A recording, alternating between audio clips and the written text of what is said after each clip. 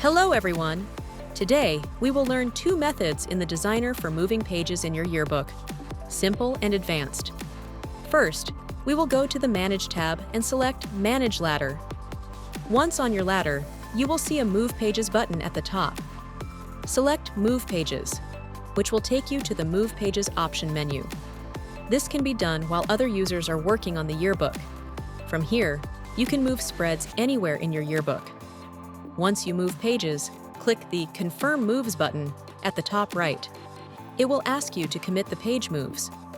For advanced page moves, unlike in Simple Page Moves, which moves full spreads, advanced page moves are for moving single pages in your book. When you use this feature, no other users can be inside the page designer.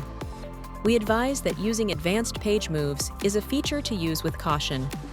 Using this tool incorrectly can result in deleting completed pages.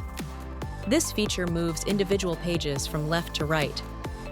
In the event you need this feature, please contact our tech line or your account manager. Use the Help tab on the top menu and select Contact Support to find our helpline and your account manager's information. Thank you for choosing Entourage Yearbooks.